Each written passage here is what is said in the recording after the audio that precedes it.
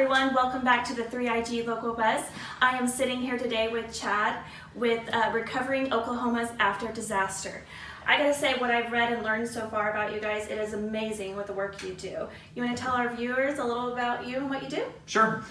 Basically, our name says it all. Recovering Oklahoma's After Disaster is exactly what we do. We work with individuals that don't have any means to recover on their own, and we use volunteers and donated materials to put their house back together, to make their home home again. That's amazing. We can do anything from roofing, flooring, drywall, siding, anything that's needed to make the house safe and secure after a disaster. Very nice. Living in Oklahoma, I assume there are a ton of disasters. There are a lot. Over the last 6 years, the governor has declared Oklahoma in a state of emergency 14 times from a disaster. Wow. So what that means is often Oklahomans are recovering from a previous disaster while also responding to a new disaster. So it keeps us in a constant state of response and recovery. Mm-hmm. So what are some things that are needed the most in the work that you do?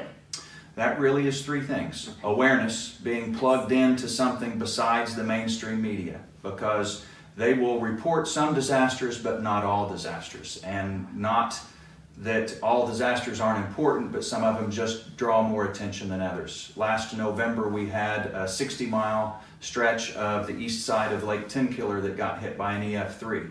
Never made the news, didn't get any attention. And so what we work with is an organization called Oklahoma Voluntary Organizations After Disaster, and that is a collaboration of all of the disaster response and recovery organizations that do work in the state, and then we take care of anything from preparedness to response to recovery to mitigation for those people that have needs.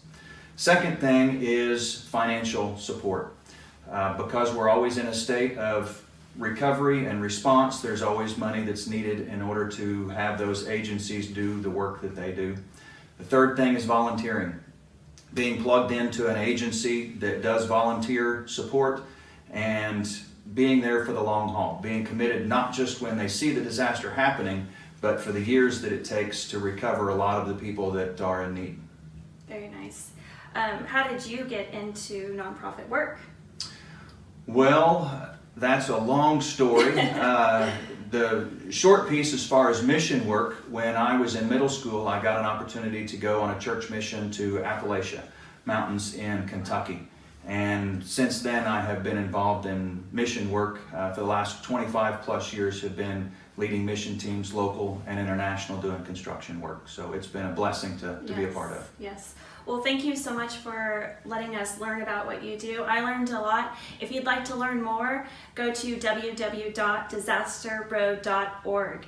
Thank you so much. We'll see you next time on the 3IG Local Buzz.